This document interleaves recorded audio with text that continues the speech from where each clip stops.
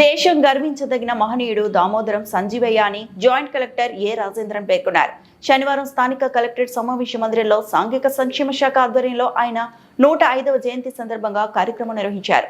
ఈ సందర్భంగా joint collector Rajendran, DRO Mohan Kumar, SC Mala corporation director Ponnam Yugandhar తదితరులు సంజీవయ్య చిత్రపటానికి పూలమాలలు వేసి నివాళులర్పించారు. ఈ కార్యక్రమంలో సాంఘిక సంక్షేమ శాఖ అధికారులు, దళిత సంఘాల నాయకులు, పలువురు ప్రజాప్రతినిధులు పాల్గొన్నారు.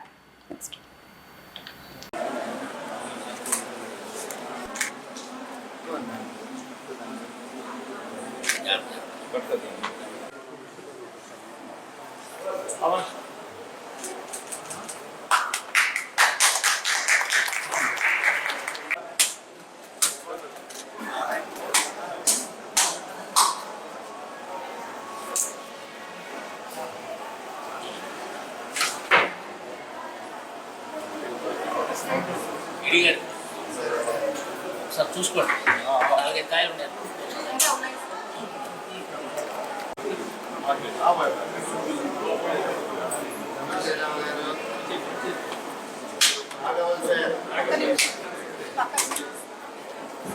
దామోదర సంజయ్ గారు, దామోదర సంజయ్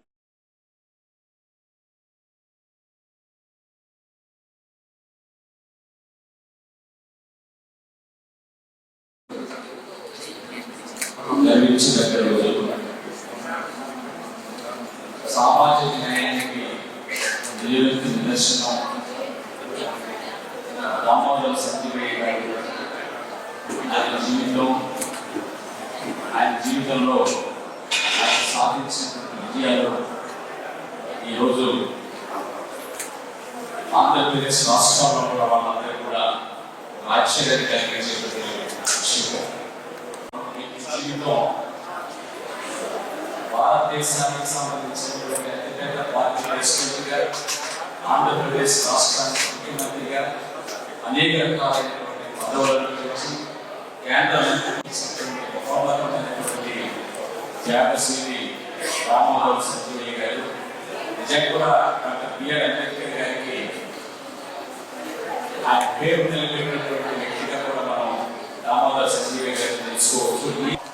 భవిష్యత్తులో కూడా దామోదర సంజయ్ గారి ఆయన లాగానే మేము బ్రతకడానికి, ఆయన లాగా జీవించడానికి, ఆయన లాగానే ఈ సమాజానికి ఉపయోగపడడానికి ప్రజల కోసం పాటుపడతామని శ్రమిస్తామని ఆయన నిరాకార జీవితమే మాకు మార్గదర్శనని ఈ సందర్భంగా తెలియజేసుకుంటూ ఎంత గొప్ప ఉన్నత స్థాయికి చేరుకున్నాడు. 51 సంవత్సరాలకే మరణించాలంటే ఇంకా రాబోయే రోజుల్లో ఆయన శిఖరాలపై వచ్చేవారు. ముఖ్యమంత్రి స్థాయి కాకుండా ఇంకా వెళ్ళుండేవారు. ఆయనకి వచ్చిన లైఫ్లో ఎగ్జాంపుల్స్ ఉంటాయి. ఆయన చాలా కష్టపడి పైకి వచ్చిన వ్యక్తి. లా చేశారు. స్వాతంత్రం రాకపోవడమే మద్రాసులో ఉన్నటువంటి సభలో ఆయన ప్రావిజనల్ కమిటీ మెంబర్ సభ్యులుగా పనిచేశారు. తర్వాత రావాలని చెప్పినట్టు వివిధ హోదాల నిర్ణయాలు తీసుకుంటూ వచ్చారు. ఆయన 77లో ముఖ్యమంత్రిగా రిజైన్ చేసిన తర్వాత కూడా వాళ్ళ భార్యను తీసుకొని చక్కగా అజంతా ఫిల్మ్లో సినిమా కూడా వెళ్ళారు. అంటే ఎంత నిరాడంబర జీవితం చూడండి. అధికారం అనే దాన్ని అనుభవించినా కూడా దాని గురించి మళ్ళీ దిగిపోయిన తర్వాత కూడా వాళ్ళ మిసెస్ తీసుకొని చక్కగా ఒక సినిమాకి వెళ్ళి ఫ్యామిలీతో సినిమాకి వెళ్ళి సందర్భించారు. అంటే ఎక్కడ కూడా నిజాయితీ, నిబద్ధత, నిరాడంబరత.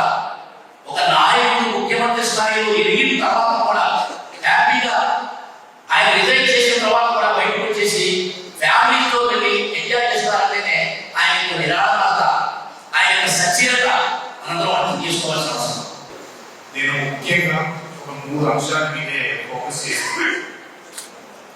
సార్ సంజయ్ గారు ఆయన కెరియర్ మొత్తం సామాజిక న్యాయం, సామాజిక న్యాయం, వెనకబడిన వర్గాల అభ్యున్నతి, ఇలాంటి సమాజంలో ఇలాంటి విధమైన అంశాల మీదే ఫోకస్ చేశారు.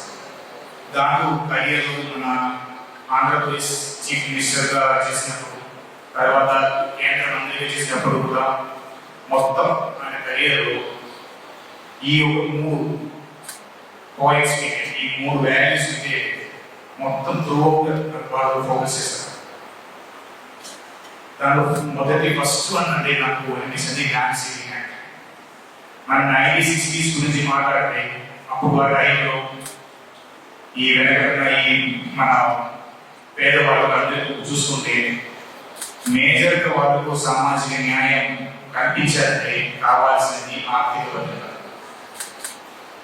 ఒకరికి ఆర్థిక భద్రత ఆ టైంలో కావాలంటే మనకు కావాల్సింది భూమి. ఇది అర్థం చేసుకున్న సంజీవయ్య గారు ఫస్ట్ చేసినది ల్యాండ్ సీలింగ్ యాక్ట్ తీసుకొచ్చారు. ఈ ల్యాండ్ సీలింగ్ యాక్ట్ ని మనం ఇలా మాట్లాడినప్పుడు దానికి ఇంపార్టెన్స్ మనం అర్థం చేసుకోవాలి. ఆ టైంలో భూమి యజమానులు ఉండే ల్యాండ్ లోడ్స్ మొత్తం భూమి వాళ్ళ దగ్గరే ఉన్నాయి. అక్కడ నుంచి చట్ట ప్రకారం వాళ్ళ దగ్గర నుంచి భూమిని తీసుకొని పేదవాళ్ళందరూ భూ పంపిణీ ద్వారా భూమి డిస్ట్రిబ్యూట్ చేస్తారు. మన తరఫు నుంచి సపోర్ట్ ఇవ్వాలి, ఆర్థిక భద్రత మనం కల్పించాలని అనుకుని అప్పుడు 1960s ఆ టైంలో సంజీవయ్య గారు పెన్షన్ డిస్ట్రిబ్యూషన్ తీసుకొచ్చారు విధవాలకు మరియు వృద్ధులకు. మొదటిసారి మన ఇండియా భారతదేశాలు కూడా మొదటిసారి ఒక పెన్షన్ పంపిణీ కార్యక్రమం తీసుకొచ్చారు. ఇండస్ట్రియల్ అంటే వాళ్ళకు బోనస్ కంపల్సరీ బోనస్ సిస్టమ్ అని ఒకటి తీసుకొచ్చారు. ఇప్పుడు మనకి దానికి ఇంపార్టెన్స్ మనకి ఇప్పుడు మనకు అర్థం. ఎందుకంటే ఇప్పుడు చాలా లేబర్ ఫోమ్స్ అన్ని జరిగినాయి. బట్ ఆ టైంలో ఒక లేబర్ ఫోమ్ తీసుకొచ్చి ఇప్పుడు వరకు మన దేశంలో జరిగిన లేబర్ ఫోమ్స్ మొత్తం ఒక ఫౌండేషన్